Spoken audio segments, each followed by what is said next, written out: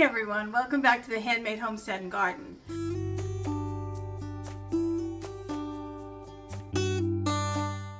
There are lots of vegetables that I grow in my garden that have more than one purpose. And I'm going to put a little list of them right here so you can see how many of them that you're growing too. It's surprising how many vegetables have multiple purposes.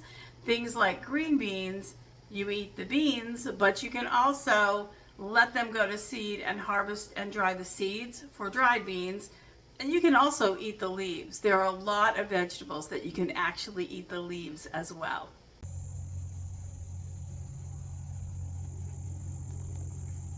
For now, I want to talk about these. And I have the camera way away from me because it's the only way, frankly, to get these both in the picture.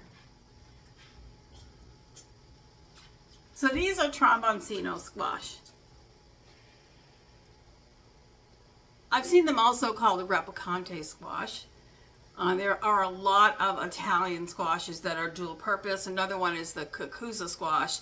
I don't grow the cucuzza much. I used to, but the vines get very long. They grow like a foot a day, and it just was taking over my garden, even one or two plants. But this one has multiple purposes, and it's delicious. It's really fun to grow, and you can't beat the squash for flavor or for versatility. Now these are both very small examples of Tromboncino squash. They get a lot bigger, and I'll show you that too. I'll take you outside and I will show you the ones I have growing in my garden still, and trust me, it is worth waiting for. They're pretty amazing. So when Tromboncino are young, if you grow them on a trellis, and I always do, you'll get a nice straight fruit. But if you grow them on the ground or even on a short trellis, they will curl and they will change shapes. But they're all perfectly usable and they're perfectly delicious. So when they're young and green like this, I'm going to show you, I can put a nice easy fingernail in that. Now I'm happy doing that. I'm going to cut this squash up anyway and use it today. They do produce a lot of liquid. You can see it immediately starts letting out liquid. These are soft. When the skin is soft like this, you just use it like you would a zucchini. The entire neck is seed-free and edible. You don't have to peel it. The skin doesn't really get tough till it starts to mature more. You can eat this whole thing, and then down here in the bulb, there'll be a few seeds, but not a lot. You can leave them right in. At this stage, I wouldn't even scoop them out. I would just use the whole fruit. Just cut off the edge, and then you can saute this, you can stew it, you can use it any way that you would use zucchini. But I also can it. I use it for zucchini relish.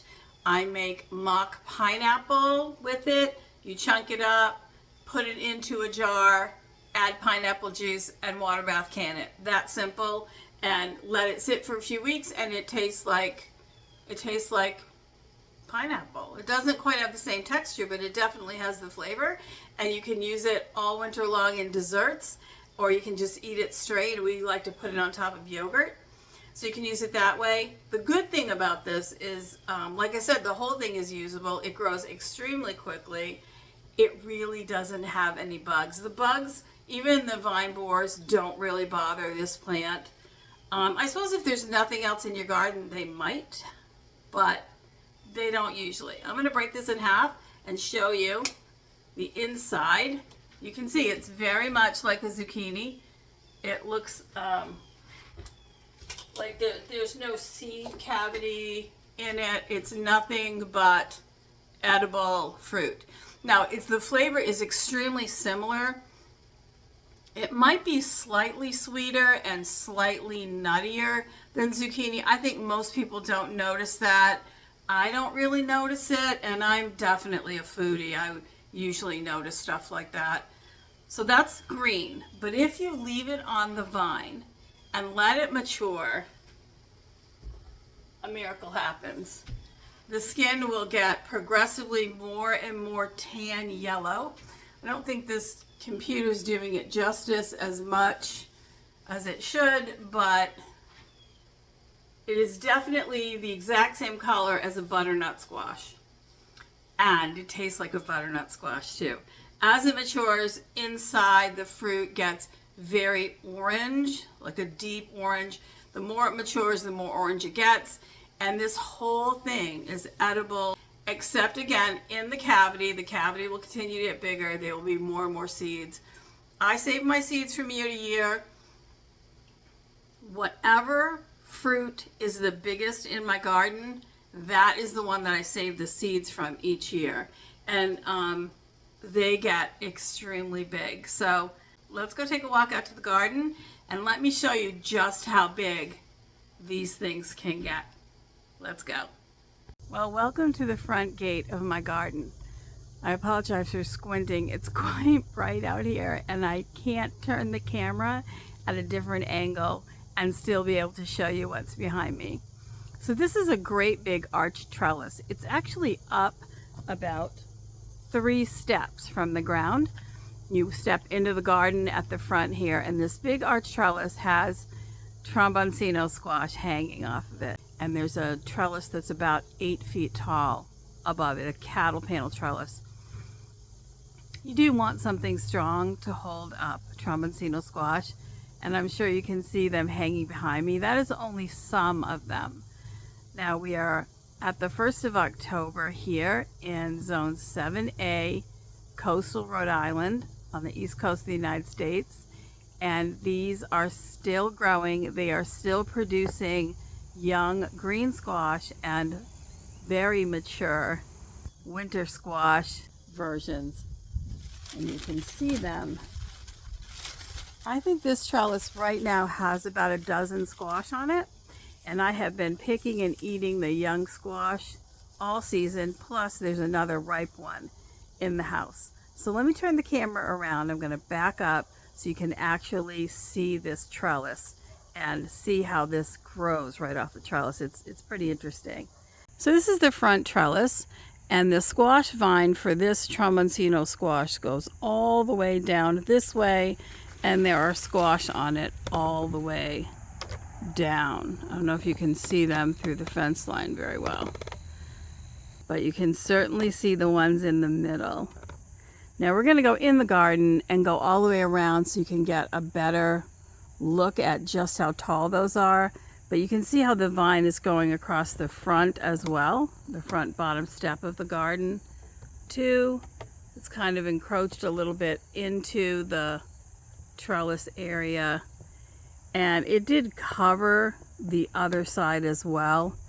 Normally I plant Tromboncino on either side. I'll put 2 or 3 plants on either side, and I end up with more than enough squash for my family, my friends, my relatives, and to give away to people in my community just from this one trellis. It's just full of food.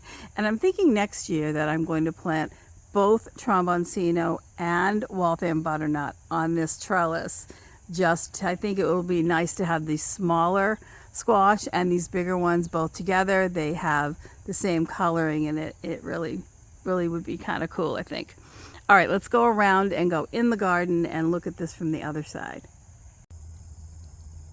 I'm just a little bit over 5 feet tall, and some of these squashes are coming up on my height. They're 4.5 feet anyway. They are quite big around and very, very heavy. Definitely many meals out of even one of these bigger squash. It's pretty amazing to me that these are such a dual season squash. You can be eating them as young zucchini all spring and summer and fall, and in the fall and then all winter you can eat them as a winter squash too. It's just really cool to get so much use out of one plant. And when you add in that you can eat the young leaves and the blossoms as well, that's a pretty remarkable food source. You can use the green ones just like zucchini, as I said earlier, and if you're a person that doesn't eat carbs and you eat zoodles, you can absolutely make the zucchini noodle dish using the neck of one of these squashes. The other squash I'm going to bake right in the oven, just cut it in a couple of pieces, bake it at 400 for about 20 to 30 minutes, and we're going to eat that as a winter squash.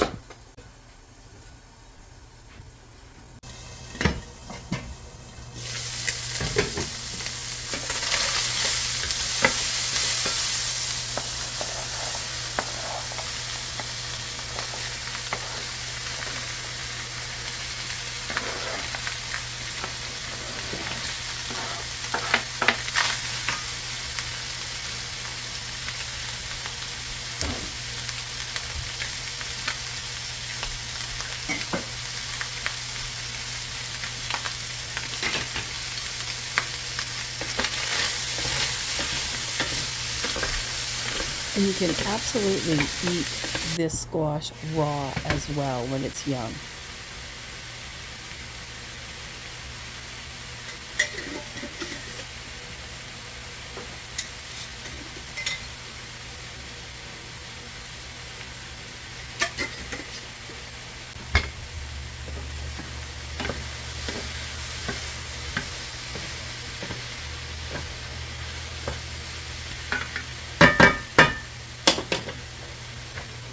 It's truly a food source that can take you through all of the seasons.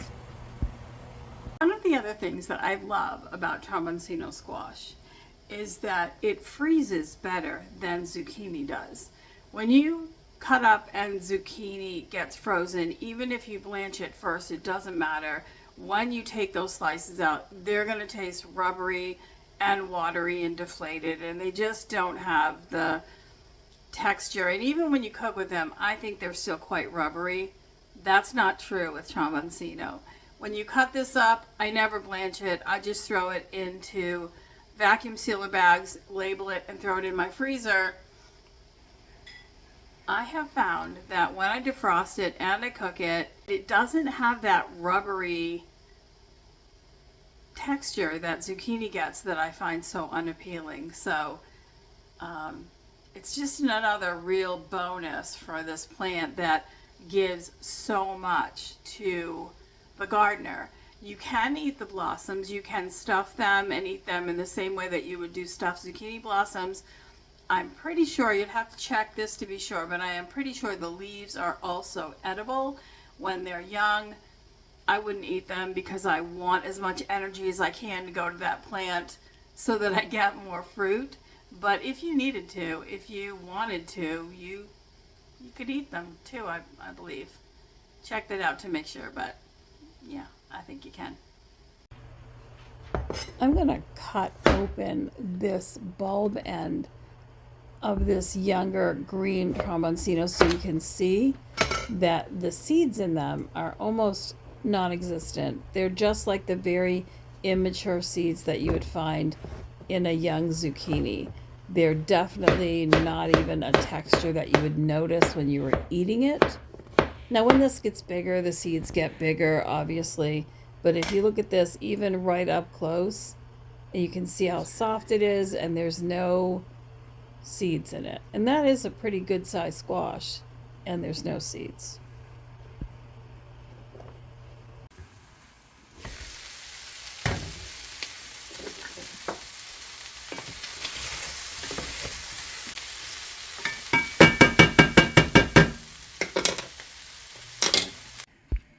Tromboncino squash is definitely a gardener's secret for a winter and summer, spring, and fall harvest from one plant. Well, thank you for joining me today while we talked about one of my all-time favorite dual-purpose vegetables, the Tromboncino squash. I hope you grow them next year. If you do currently grow them, put that down below in the comments. I'd love to hear about your experiences and why you like them too. If you find this content helpful, please like and subscribe. It helps us so much with the algorithm, and we really appreciate it. And we will see you next time. Take care.